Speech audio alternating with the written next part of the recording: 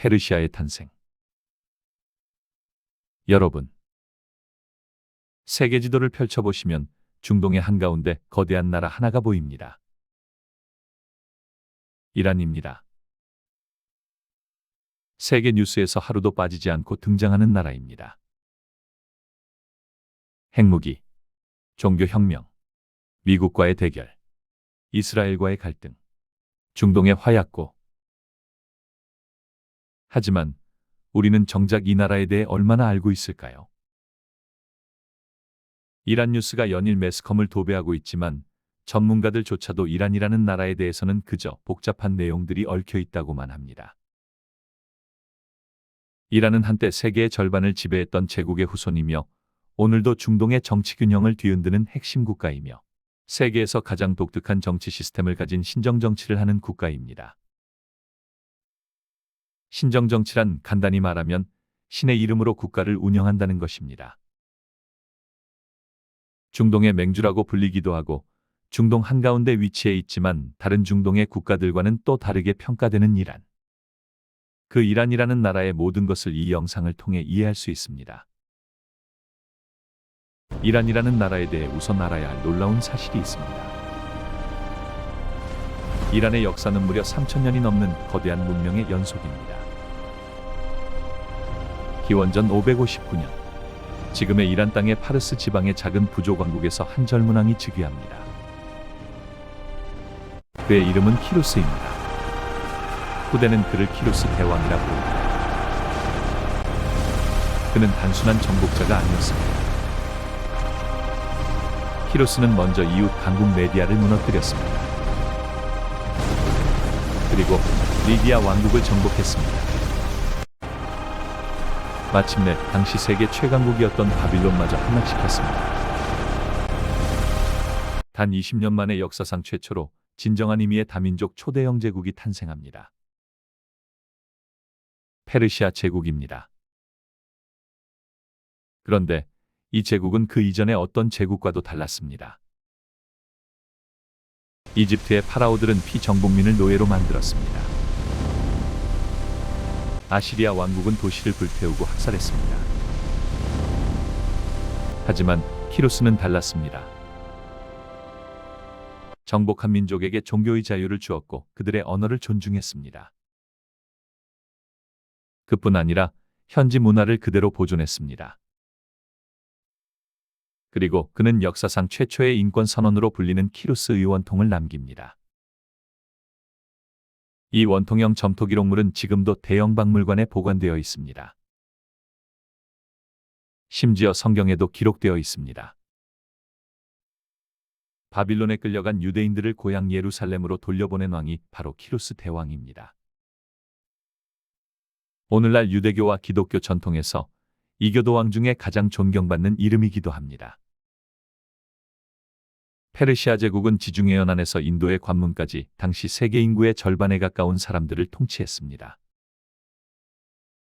페르시아 제국은 이란이라는 나라의 출발점이며 이란 국민들은 스스로를 페르시아 민족의 후손이라는 자부심을 가지고 있습니다. 키루스 대왕 이후 페르시아 제국은 더욱 강대해집니다. 다리우스 1세 때에 이란 남부의 광활한 평지에 세계 역사상 가장 웅장한 도시 중 하나를 건설하기 시작합니다. 페르세폴리스입니다. 수만 명의 장인이 수십 년에 걸쳐 만든 이 도시는 제국의 위엄 그 자체였습니다. 높이 20m에 달하는 100개의 기둥, 세계 각지에서 가져온 황금과 상아로 장식된 왕궁, 수십 개의 나라에서 온 사절단이 조공을 바치는 아파다나 계단실, 그 계단 벽면에는 23개 속국의 사절단이 새겨져 있습니다. 각자의 민족 의상을 입고 각자의 방식으로 예물을 들고 말입니다. 이것이 페르시아 제국의 위상이며 철학이었습니다. 지배하되 지우지 않는다. 합하되 회귀로하지 않는다. 페르세폴리스는 세계 모든 문화가 모이는 중심이었던 것입니다.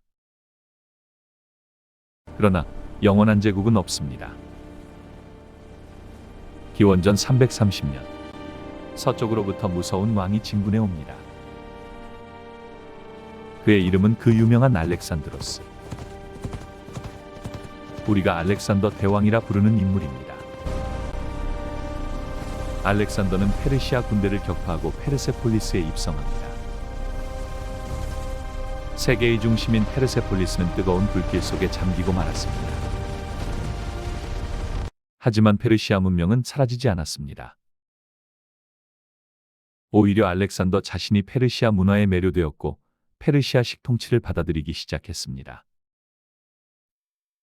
제국은 멸망했지만 문명은 살아남았던 것입니다.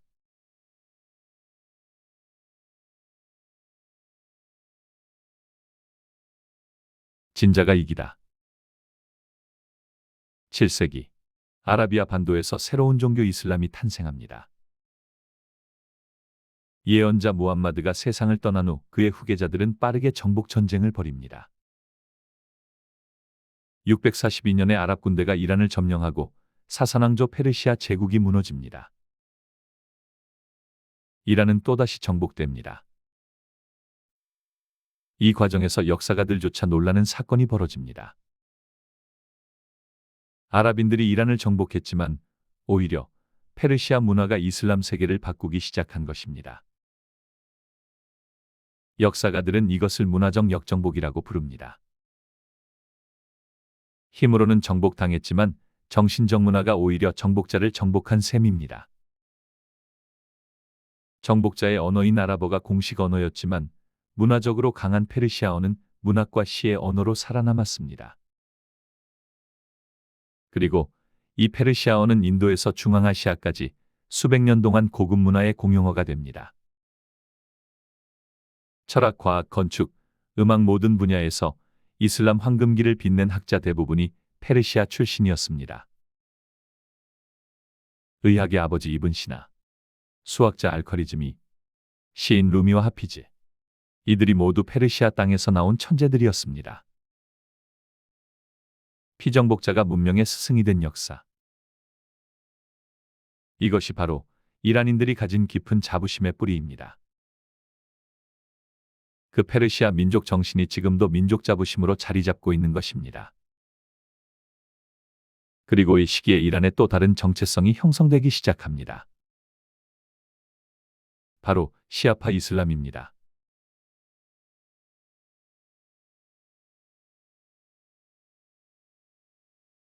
이란의 정체성. 시아파. 여러분은 매스컴을 통해 시아파, 수니파, 이 단어를 많이 들어보셨을 겁니다. 이슬람은 하나의 종교입니다. 하지만 그 안에는 오래된 분열이 있습니다. 수니파와 시아파입니다. 이 분열의 시작은 예언자 무함마드가 세상을 떠난 632년으로 거슬러 올라갑니다. 후계자는 누구인가 하는 물음입니다. 수니파는 공동체가 선출한 칼리프를 지지했고 시아파는 예언자의 혈통인 무함마드의 사촌이자 사위인 알리를 지지했습니다. 그리고 680년 이라크의 카르발라 평원에서 결정적인 비극이 벌어집니다. 알리의 아들인 후세인이 72명의 동료와 함께 수천 명의 우마이야 군대에 맞섭니다. 그리고 잔인하게 학살됩니다. 이 사건은 시아파의 영원한 상처인 동시에 순교자로서의 정신적 사건이 됩니다. 억압받는 자들을 위한 종교, 순교를 통한 구원, 정의를 위해 끝까지 싸우는 신앙. 이것이 시아파 이슬람 정신입니다. 이 시아파의 정신이 이란인들의 민족 정서와 완벽하게 맞았고 수백 년 동안 외세에 정복당하고 억눌렸던 페르시아인들은 이 시아파의 정서에서 자신들의 이야기를 발견했습니다. 16세기에 들어 사파비 왕조가 등장합니다. 사파피 왕조의 왕 이스마일 1세는 역사적 선언을 합니다. 이란은 시아파 국가다. 당시 주변 강국이었던 오스만 제국은 수니파였습니다. 이 종교적 차이는 곧 정치적 분리를 의미했습니다. 그리고 이 선택이 오늘날까지 이어지는 중동 정치 지형을 만들었습니다.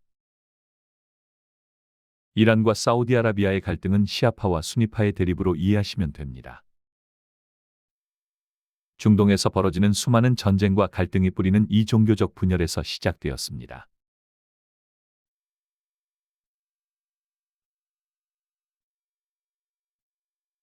석유 20세기가 시작되었습니다. 이란 땅 아래에서 검은 액체가 뿜어올랐습니다. 석유입니다. 1908년 이란에서 중동 최초의 대규모 유전이 발견됩니다. 그리고 세계의 강대국들이 몰려왔습니다.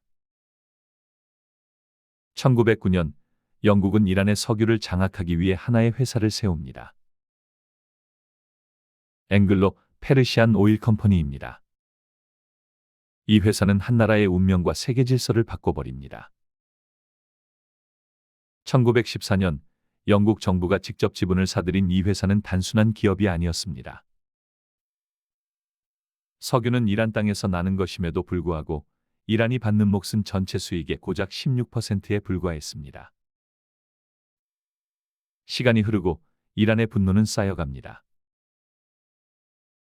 1951년 민주적인 선거를 통해 한 인물이 총리에 오릅니다. 모하마드 모사데그입니다. 그는 의회에서 선언합니다. 이란의 석유는 이란의 것이다. 우리는 석유 산업을 국유화한다. 이란이 소련과 가까워지면 중동의 석유 질서가 무너질 수 있다는 생각에 영국과 미국은 긴장했습니다. 그리고 1953년 역사의 어두운 장면이 펼쳐집니다.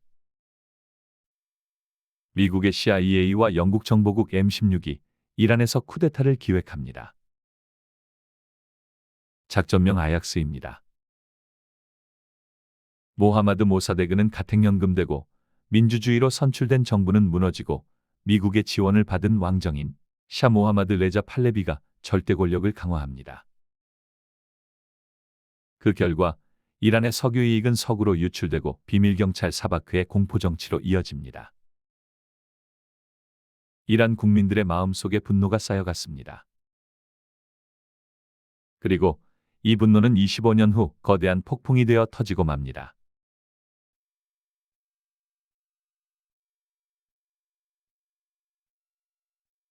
이슬람 혁명 1979년 1월 테헤란의 거리가 끓어오릅니다. 수백만 명, 수천만 명이 모여들었습니다. 이란 역사상 가장 큰 시위가 도시 전체를 뒤덮었습니다. 그 민중 시위로 왕은 도망쳤습니다. 그리고 2월 1일 파리에서 망명 생활을 하던 한 노인이 비행기에 오릅니다. 기자가 물었습니다. 지금 어떤 기분입니까? 노인은 대답했습니다. 아무 기분도 없습니다. 이 냉정한 대답이 세계를 더욱 놀라게 했습니다. 그의 이름 아야톨라 루홀라 호메이니입니다. 비행기가 테헤란 공항에 내리는 순간 수백만 명이 거리로 쏟아져 나왔습니다. 그리고 세계 역사상 전례 없는 정치 시스템이 탄생합니다. 이슬람 공화국입니다. 이 혁명은 단순한 정권 교체가 아니었습니다.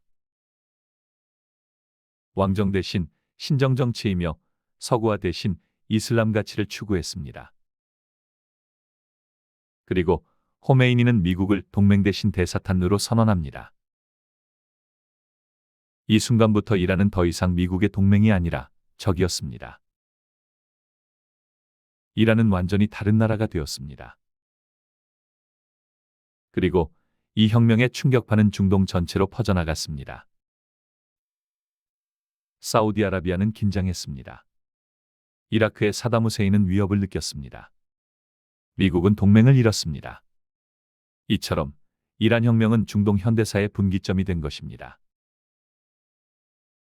1979년 11월 4일 혁명 직후 테헤란에서 이란 대학생들이 미국 대사관을 점거합니다. 그리고 미국 외교관과 직원 52명을 인질로 잡습니다. 444일, 1년 이상 동안 세계가 이 사건에 집중했습니다. 미국은 굴욕을 당했습니다. 카터 대통령의 구출 작전은 실패했습니다. 이 사건은 미국과 이란 사이의 외교를 완전히 단절시키는 사건이 됩니다. 그리고 두 나라는 45년이 지난 지금도 공식 외교 관계가 없습니다. 1980년에는 더 큰 전쟁이 시작됩니다. 이라크의 사담 후세인이 이란이 혁명으로 혼란한 틈을 이용해 이란을 침공합니다. 8년간의 전쟁이 벌어지고 양쪽 합쳐 수십만 명이 목숨을 잃는 비극이 발생합니다. 이란은 막대한 화학무기의 피해를 입었습니다. 서방 세계는 사담 후세인을 지원했고 이란의 반미 감정은 이 전쟁으로 더욱 굳어졌습니다. 그리고 핵 문제가 부각됩니다. 이란은 핵기술을 개발했습니다. 이란은 평화적 목적이라고 주장했지만 서방은 핵무기 개발을 의심했습니다. 유엔 제재가 이어지고 미국 경제 봉쇄가 지속되었습니다. 그러던 2015년 미국의 오바마 행정부와 이란이 역사적인 핵협정에 서명합니다. 드디어 중동의 평화가 오는 듯 했습니다. 하지만 2018년 트럼프 대통령이 이 협정을 파기하고 긴장은 다시 고조됩니다. 미국과 이란의 갈등은 단순한 두 나라의 문제가 아닙니다. 이것은 중동 패권의 중요한 문제이고 석유 에너지의 문제이며 종교와 문명이 충돌하는 복합적인 것입니다.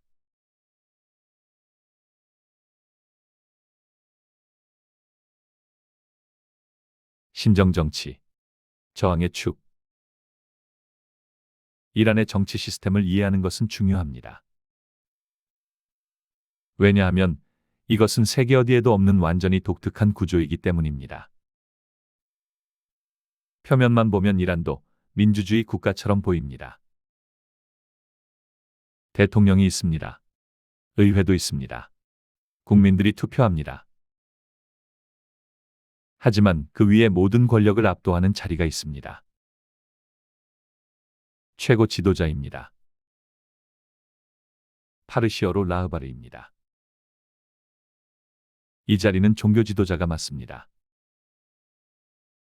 군 통수권, 사법부 임명권, 언론 통제권, 핵 정책 결정권, 대통령 자격 심사권. 국가의 모든 최고 결정이 이 자리에서 나옵니다. 이 개념을 호메이니는 벨라야테 파기흐라고 불렀습니다.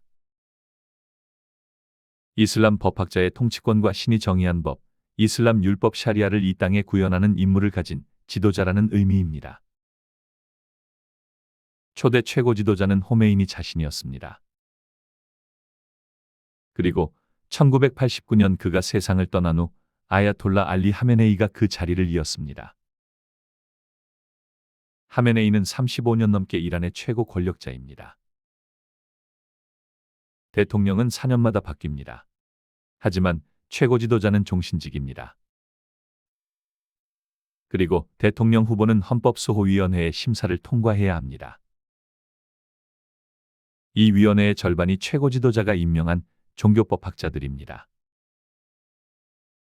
국민이 투표하기 전에 이미 선택지가 걸러지는 구조입니다. 이것이 신정정치의 근간이며 이란의 이슬람 민주주의입니다. 지도를 보면 알다시피 이란은 중동 지역에서 중앙에 위치하고 있습니다. 인구 약 9천만 명, 면적은 한반도의 7배이며 중동에서 가장 큰 나라 중 하나입니다. 그리고 이란은 주변 나라들의 깊숙이 관여하고 있습니다. 이것을 이란은 저항의 축이라고 부릅니다.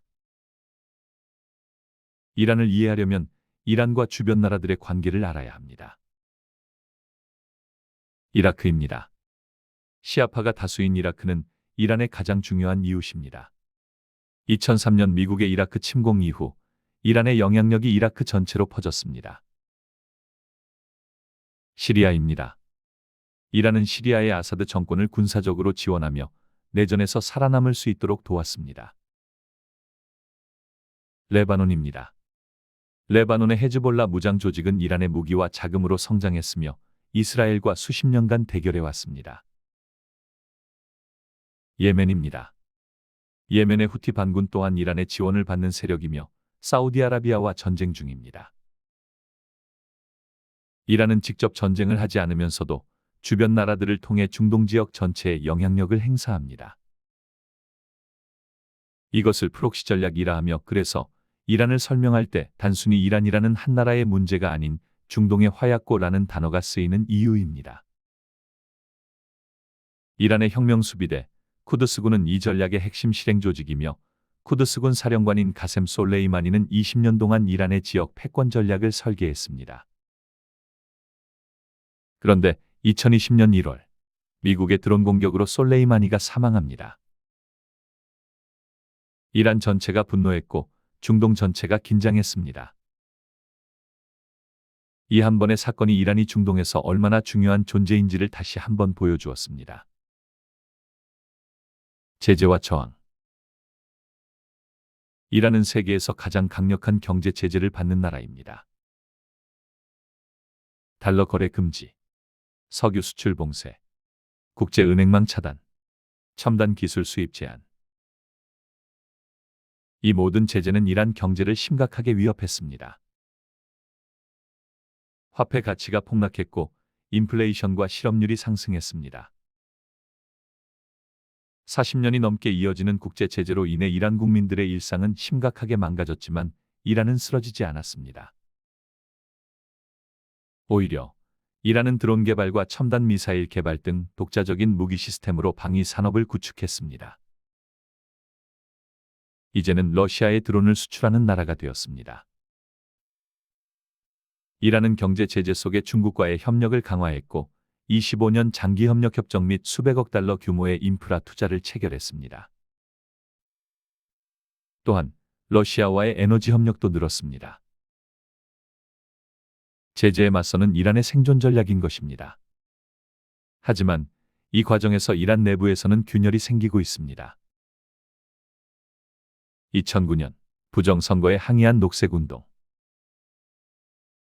2019년 유가 인상에 반발한 대규모 시위.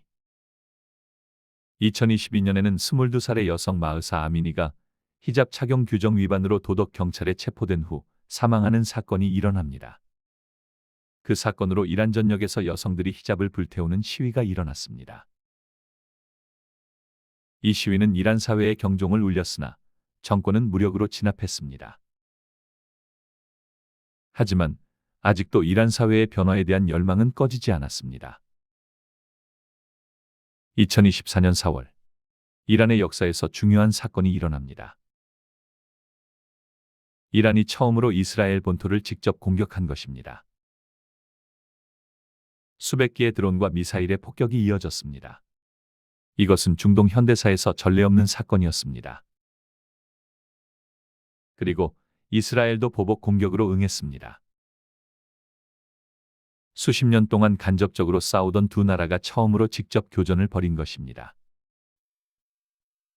같은 해에 일어난 하마스의 이스라엘 기습, 헤즈볼라와 이스라엘의 전면전, 후티의 홍해 선박 공격. 이 모든 사건 뒤에 이란이 있었습니다. 이처럼 이란은 자국 군대를 직접 전면전에 투입하지 않았습니다. 이것이 이란의 전략입니다. 최대한의 압박, 최소한의 직접 노출 말입니다. 이란은 지금 이 순간에도 핵 프로그램을 계속 발전시키고 있습니다. 국제원자력기구는 보고합니다.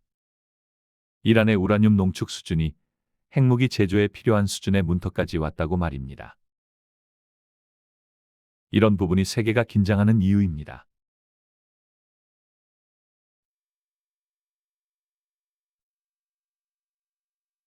문명, 끝나지 않은 이야기. 이란의 미래는 어디로 향할까요? 세계의 전문가들은 2026년 지금 우리가 매스컴을 통해 보고 있는 전쟁의 참상이 벌어지기 전까지 세 가지 가능성의 시나리오를 예상했습니다. 첫 번째, 현상유지와 점진적 변화입니다.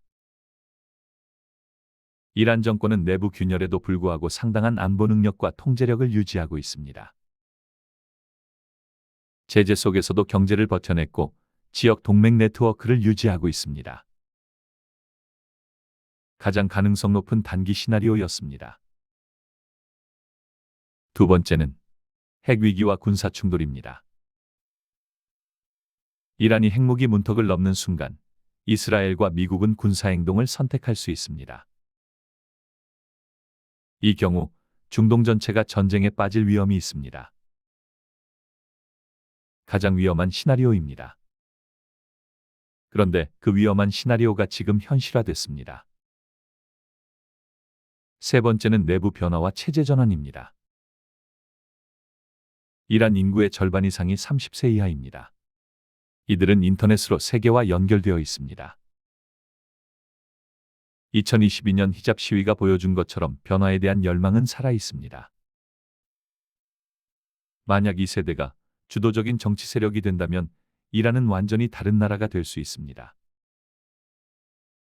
이 세 가지의 시나리오 중 불행하게도 두 번째의 시나리오가 지금 오늘 일어나고 있는 상황입니다. 미국과 이스라엘이 무력으로 군사행동을 진행하고 있고 그 여파는 중동 전체로 번져가고 있습니다. 이란의 문제는 이란만의 문제가 아닙니다. 전 세계 에너지 시장과 직결되어 있으며 국제 안보 질서와 연결되어 있습니다. 이란의 미래는 우리 모두의 미래와 연결되어 있는 것입니다. 그리고 2026년 현재 우리는 매스컴을 통해 이란의 전쟁 뉴스를 실시간으로 보고 있습니다. 수없이 날아다니는 미사일과 폭격 그리고 많은 사람들의 죽음 앞에 누군가는 세계 3차 대전을 이야기하기도 합니다. 현재 깊어지는 이 갈등의 고리가 또 하나의 역사적 사건임에는 분명합니다. 이 또한 역사의 한 페이지를 장식하는 커다란 일로 기록될 것입니다. 사막 위에 세워진 고대 제국. 세계를 바꾼 이슬람 혁명. 손에 핵을 쥔 중동의 강대국. 이란은 뉴스 속 한 줄의 위협이 아닙니다. 이 나라는 3000년 동안 정복당하고 일어서고 무너지고 다시 서고 외세의 개입을 받으면서도 문명을 지켜온 거대한 역사적 존재입니다. 페르시아의 시인 루미는 800년 전에 말했습니다. 나는 죽음을 두려워한 적 없다.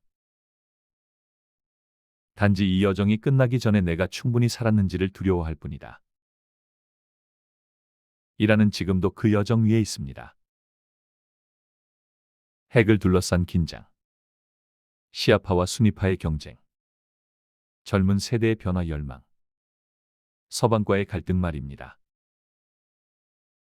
이 모든 것이 이 거대한 문명의 현재입니다. 그리고 이 나라의 선택은 21세기 세계의 방향에 깊은 영향을 미칠 것입니다.